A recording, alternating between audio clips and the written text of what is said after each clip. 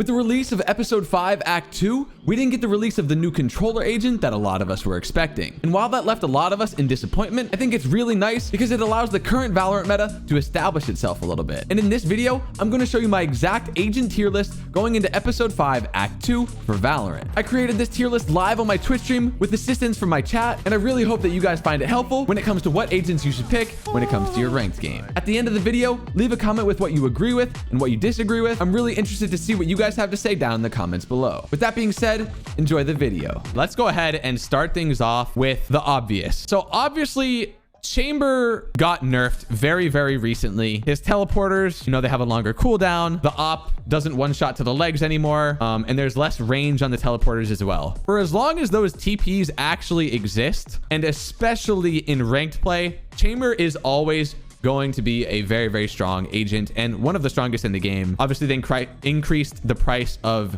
his Deagle bullets as well, but that doesn't really take away from his overall effectiveness as an agent. So Chamber is still an obvious S tier pick for me here. Where do we go next from here, chat? I kind of want to go all over the place. I don't want to just do all S tier agents, all A tier agents, etc., etc. I don't want to do just all duelist, all sentinel, all this.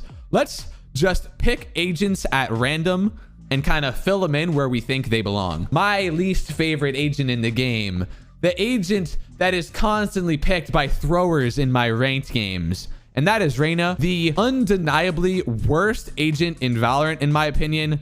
Cypher is probably pretty close to Reyna, but there is absolutely no team utility that Reyna provides other than her flash.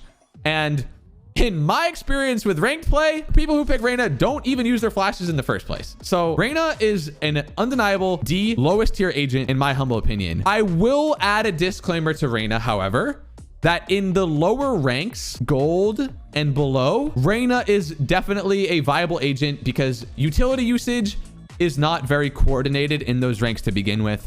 So if you feel that you're better than everybody mechanically in those ranks, picking Reyna isn't a horrible option. If you're in Immortal lobbies and you're picking Reyna and you're not dropping 20 plus kills, then you're quite literally throwing, because any other agent in the game would be more optimal than her. Okay, from here, guys, we're gonna go to an underrated agent in Astra. Immediately, my first thought is to put Astra in the B tier. The problem with Astra is that her smokes don't last very long, for one. If you place a star down and have to take it back, the recharge time is extremely, extremely long. I still think Astra is extremely useful on maps like Ascent, and I think she's really useful on maps where you use a double controller when you pair an Astra with a Viper. While I still think Astra is good, the biggest setback for her is that she's not the most useful across all maps right now. Let's do KO. I want to slot KO into the S tier. He's not the easiest agent to carry on, but when it comes to ranked play, there's not much more that you can ask for in a kit. You can right-click flash for yourself. You can left-click flash for your teammates. You have a useful molly grenade that got buffed so it can literally work through walls. And obviously you provide information for your team with the knife, a lot of slowing power on the defensive side, and you have arguably the best ultimate in the game. Not only that, but KO is useful on every single map in Valorant. I'm actually going to bring up the Masters 2 agent pick rates. So he had an overall 44% pick rate across all maps, but he's one of only 3 agents in all of Valorant that didn't have a 0% pick rate on at least one map. So the only other 2 agents that didn't have a 0% pick rate on at least one map were Fade and Chamber. KO goes into the S tier here. Let's go to Cypher. Cypher is in an interesting spot. I think Riot thinks that by nerfing Chamber, more teams will pick up the other information sentinels like Killjoy and Cypher. But the changes that they continuously make to Chamber aren't really enough to warrant picking these other information sentinels. And to me, the bar none best map for Cypher is actually Pearl. And that's just because there's so many different choke points and alleyways across the map. So having 2 trips as opposed to Chamber's 1 is just very useful. Okay, so this is the way I look at Cypher. If we're gonna rank this based on pro play, I'd probably put Cypher at C, because more information is critical in such a calculated high level game. But in ranked play, I would put Cypher at D. I just think Chamber is so much better than Cypher in every way imaginable when it comes to Sentinel role. I'm going to put Cypher at C for now. Let's talk about an agent that was recently buffed in Phoenix. This is another one of those agents where I feel like his use in pro play is going to be very different than it is in ranked. I think Phoenix is actually a pretty effective agent when it comes to running it down in ranked with the recent buffs. I mean, his flash is so good that you can't even turn the thing. Obviously, his ultimate is great because it's only 6 orbs, but I still think that Phoenix is one of the worst agents when it comes to pro play. And the reason for that is because when you think about the duelist role, you can very much separate the duelists into like movement duelists versus flashing duelists. Moving duelists would be obviously Jet with the dash, Raze with the satchels, Neon with her sprint and slide. And you could say Yoru's kind of a hybrid because obviously you can teleport. And when you look at the flashing duelists, the problem with them is that all of the flashing initiators in Valorant outperform the flashing duelists in every single way imaginable. I'm gonna put Phoenix here at the C level because again, I do think he's pretty darn solid in ranked. Definitely could debate putting him into B for ranked play, but he's so ineffective in pro play. So I'm going to continue to put Phoenix at C. Before we even get to the next controller, I do want to say this. I feel like the controller role was the first role where everybody was entirely properly balanced. If you remember that patch where they nerfed Astra and Viper and then buffed Omen and Brimstone, that was kind of like the basis to when Riot said, okay, we really want to focus on agent balance. So I'm going to put Omen into the B tier as well. I'm going to put Omen slightly. I'm actually debating putting Omen on A tier. It's really tough to categorize the smoke agents because I feel like every single agent has their maps. So I'm wondering if we just literally put all the smokes into B. Astra, Brimstone, and Omen. The only agent that I would put above B tier for the controller role is Viper. So going back to the most optimal map regarding smokes, if you're playing solo smokes regarding Viper, Breeze, Icebox, and Pearl, right? Every other map, it's really difficult to play solo smokes as Viper. Earlier, I talked about the double controller meta. Of course, that's way more commonly seen in pro play. Pretty rare to see double smokes in ranked play because, to put it blunt, like most people don't enjoy playing smokes. So why would anyone play 2 of them? But that doesn't deny Viper's effectiveness in a double controller comp. So on a map like Bind, on a map like Fracture, that adds to Viper's map pool and overall effectiveness.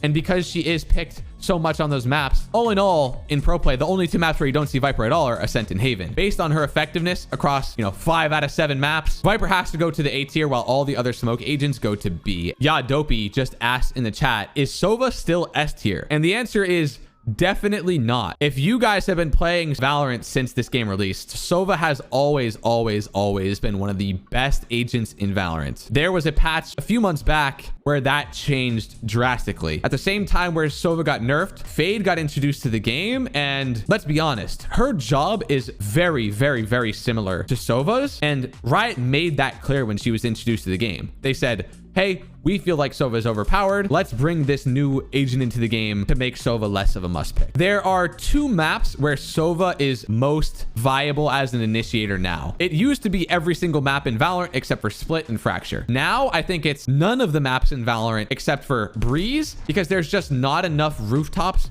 for Fade to throw her haunt ability, and Icebox, where the drone just provides way more value than Prowler to get information on operators playing long angles such as rafters, on the back of A site or on top of yellow on B site. And for those reasons, I'm going to put Sova into the B tier. We're going to put Sova at B tier, and it's only right since we just talked so much about Fade to put her up at S tier. All right, so Neon's a very interesting agent. Picked a lot more in pro play than in ranked play. Very rare to see in ranked. And I think the reason for that is because she's a very niche agent. Her ultimate got buffed pretty drastically. I believe the multiplier for headshots with her ult went from 1 times multiplier to a 3 times multiplier. Despite Neon having such a low overall pick rate at 14%, she only had 1 map, which was Ascent, where she had a 0% pick rate. That shows that a lot of teams want to experiment with Neon. If they said, oh, this agent is bad, then you would see 0% on a lot more maps than just 1. So teams clearly want to experiment with Neon. And despite her having such a low pick rate, I'm contemplating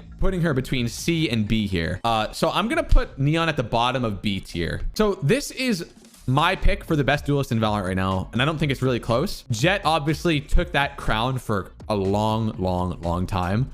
but I don't find it to be true anymore. Obviously, one of the biggest reasons that people picked Jett as a duelist was the ability to bring out the operator. But now that you have to preempt your dash in order to take an aggressive peek and then dash out, Chamber literally does that way more effectively. I still think Jett is one of the best agents when it comes to ranked play, and her pick rate in pro play is as low as 17%. I think we're gonna put Jett at the front of B tier here. You know, I think you could argue between the two. What's the best duelist for ranked between Jett and Raze? But when it comes to pro play, Raze is bar none the best duelist in the game. Raze actually had the second highest pick rate in all of Valorant. Man, it seems pretty criminal actually, now that I'm thinking about it, to put Raze in A tier when she's the second most pick agent in all of pro play. So I'm actually considering putting Raze here in the S tier. And I think part of the reason that teams are picking her so much nowadays is because she's so good when you combo her utility with Fade. I've talked about this before on the channel, but combining a Raze nade with a well-timed Fade Seize ability, which is her suck ability, if you throw that Raze grenade and somebody gets caught in the Seize, it's an undeniable free kill. We're gonna put Raze at S tier. And I'm gonna go with an agent that I think is undervalued and overlooked, more so in ranked play than anything else, because I think plenty of teams are still getting value out of her in pro play. But that agent is Sage.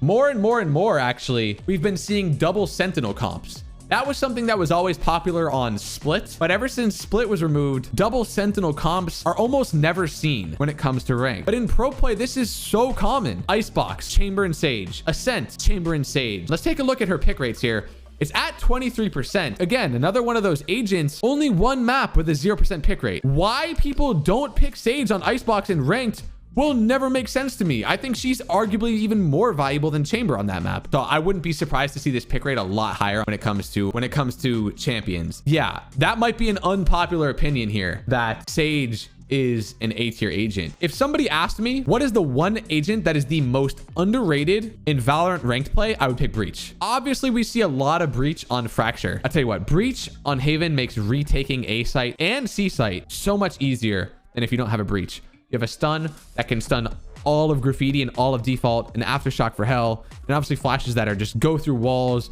go through the Radiant boxes on both A and C site. So underrated when it comes to Haven. So Breach to me is the most underrated agent in ranked play. Moving on to Killjoy, far more effective than Cypher in the current meta. And I think she's still really strong on Ascent. It's another one of those similar scenarios to Cypher. She's not a bad agent by any means. She's just overshadowed in the current moment by Chamber and like I said, Sage. Sky's an interesting one. Her best map has been for a long time Bind. I just think that she provides so much value when it comes to pop flashing to retain map control, and also just provides a lot of information with her flashes. I think since KO was introduced to the game, that's when Sky started to fall out of the meta a little bit. I think Sky is more effective in ranked play than she is in pro play. Again, she's very self-sufficient with her flashes, but overall, I think that other initiators just overshine her, not a lot, but a little bit more than Sky in the current state. So I'm going to put Sky at the front of B tier right now. So Yoru had the 4th lowest pick rate in Masters 2 Copenhagen, 20% pick rate on Breeze and an 8% pick rate on Bind, 3% overall. Yoru is another one of those agents like Neon where he's a niche pick. Yoru is also another one of those agents where he's so much better in ranked play than he is in pro play. If you guys have watched any of my recent YouTube videos, you would have seen the games where I've match MVP'd on Yoru back to back and then back to back again just a few days later. What makes Yoru so good in ranked, in my opinion, is that a lot of teams resort playing very fast and 5-manning a site. What makes Yoru so great if a team is just fast hitting A, fast hitting B, is that if you're playing B site on Pearl, for example, and the attacking team is fast rushing A, well, you can set up a teleporter in the pre-round to just TP to backside A, and if they're not B, then you can simply, the A site stacked literally in a snap. Yoru's one of those agents where I think he's very, very, very good in ranked play. Most people don't really know how to play against Yoru. I think Yoru's very underrated when it comes to ranked play. It's an agent that I've been playing a lot, and I think that in the future of pro play that we will see more of him. So I'm in between putting him on B and C tier. The only reason that I want to put him C is because, well, the last major international tournament that we saw, he had a 3% pick rate. But again, it's one of those agents where I see the future being very bright. And I also think he's insanely strong in ranked play, much better than Phoenix. And in fact, I'm going to put him on B tier because I just think he's so much better than Phoenix when it comes to ranked play. And I think that's a pretty good list overall.